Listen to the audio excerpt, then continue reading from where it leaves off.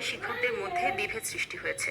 কিছুদিন আগে সিনিয়র শিক্ষক পদের পদোন্নতির তালিকা নিয়ে আপত্তি জানানো হলেও গত মঙ্গলবার সেই তালিকাকেই সাধুবাদ জানিয়েছেন শিক্ষকদের একাংশ। একই সাথে বিজয় দিবসের আগে সরকারি মাধ্যমিক শিক্ষকদের পদোন্নতি দেওয়ার দাবিও তারা জানিয়েছেন। এদিকে কোনো কোনো শিক্ষক নেতাকে দুই পক্ষের শিক্ষকদের সাথেই দেখা যাচ্ছে। তাদের বিরুদ্ধে কর্মকর্তাদের নিয়ে অপপ্রচারের অভিযোগও উঠেছে। 2 দিন আগে পদোন্নতির খসড়া তালিকা নিয়ে শিক্ষকদের একাংশ আপত্তি তুলেছিলেন। আর পদোন্নতির তালিকা প্রকাশের জন্য ধন্যবাদ জানাতে গত মঙ্গলবার সকালে মাধ্যমিক ও উচ্চশিক্ষা অধিদপ্তরের গেটে ব্যানার নিয়ে ভিড় করেন শিক্ষকদের একাংশ। এ সময় বিজয় দিবসের আগে অর্থাৎ মুজিব বর্ষে সিনিয়র শিক্ষক পদে পদোন্নতির দাবি জানান তারা। আমরা চাচ্ছি বিজয় দিবস 16 ডিসেম্বর, হ্যাঁ পারলে 16 ডিসেম্বর আগে এই বিজয়ের মাসে আমরা এই প্রমোশনটা চাচ্ছি।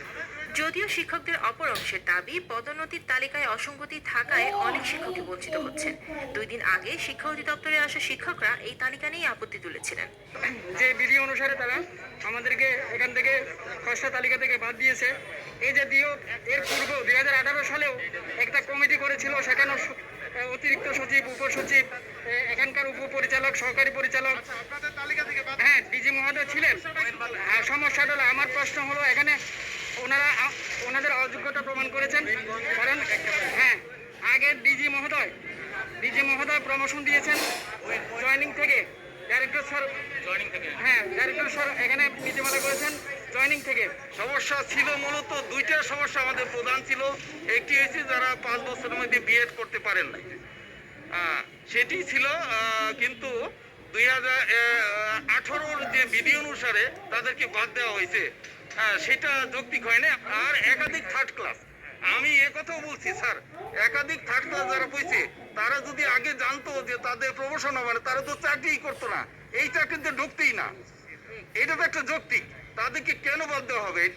শিক্ষকদের একাংশ পদোন্নতির তালিকা নিয়ে আপত্তি জানিয়েছিলেন, আবার অপর অংশ তার সাধুবাদ জানাচ্ছেন।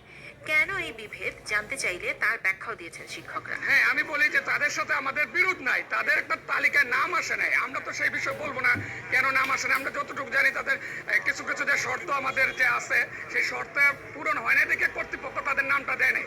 ওই বিষয়ে তারা প্রমোশন পাবে কি পাবে না এটা কর্তৃপক্ষ দেখবে। হ্যাঁ, আমাদের এটা কোনো এই বিষয় নাই। আমরা চাচ্ছি আমাদের যে তালিকা আসছে, আমরা বিধি মোতাবেক তালিকায় নাম আসছে, আমাদের পদোন্নতি দেওয়া হোক। এদিকে কোনো কোনো শিক্ষক নেতাকে দুপক্ষের সাথে শিক্ষা ভবনে আসতে দেখা গেছে। তিনি একদিকে আপত্তি জানাতে আসা শিক্ষকদের প্রতিনিধি হয়ে কর্মকর্তাদের কাছে দাবি দেওয়া তুলে ধরেছেন, অপরদিকে খসড়া তালিকায় স্থান পাওয়া শিক্ষকদের সাথেও ধন্যবাদ জানাতে শিক্ষা ভবনে এসেছেন। সে নেতার অবস্থানও শিক্ষকরা ব্যাখ্যা করেছেন। সম্মানিত সাধারণ সম্পাদক ফেসবুকে একটি স্ট্যাটাস দিয়েছিলেন, যেটা নিয়ে বিভ্রান্তি তৈরি হয়েছিল। কিন্তু তিনি আমাদের কর্তৃপক্ষের কাছে এবং সেদিন আপনাদের দৈনিক শিক্ষায় যে সাক্ষাৎকার দিয়েছেন, সেখানে তিনি বলেছেন যে বিধিবিধানের আলোকেই মানে পদক্ষেপ নেওয়ার জন্য কর্তৃপক্ষকে বলেছেন। এবং আজকেও তিনি বলেছেন যে হ্যাঁ, যেটা বিধি আলোকে সেটি করার জন্য তিনি অনুরোধ করেছেন। সরকারি মাধ্যমিক বিদ্যালয় শিক্ষকদের পদোন্নতির কার্যক্রম পুরোদমে 2019 খ্রিস্টাব্দে শুরু হয়, কিন্তু আইনি জটিলতায় আটকে যায় পদোন্নতি। সে জটিলতা কাটলে আবারও শুরু হয় পদোন্নতির কাজ। কিন্তু কোনো কোনো শিক্ষক নেতা শিক্ষা অধিদপ্তরের বিরুদ্ধে অপপ্রচার করছেন বলেও অভিযোগ উঠেছে। কর্মকর্তারা বলছেন, একজন সরকারি কর্মচারী হয়েও তিনি বিভ্রান্তিকর তথ্য দিয়ে সরকারের ভাবমূর্তি নষ্ট করার চেষ্টা করছেন। তাই সেই শিক্ষক নেতার বিরুদ্ধে ব্যবস্থা নেওয়ার পরিকল্পনা করছে শিক্ষা অধিদপ্তর। এদিকে বিধিবিধান অনুযায়ী যোগ্য শিক্ষকরা সরকারি মাধ্যমিক বিদ্যালয়ের 5,500 সিনিয়র শিক্ষক পদের পদোন্নতি পাবেন বলে আশ্বস্ত করেছে শিক্ষা অধিদপ্তর।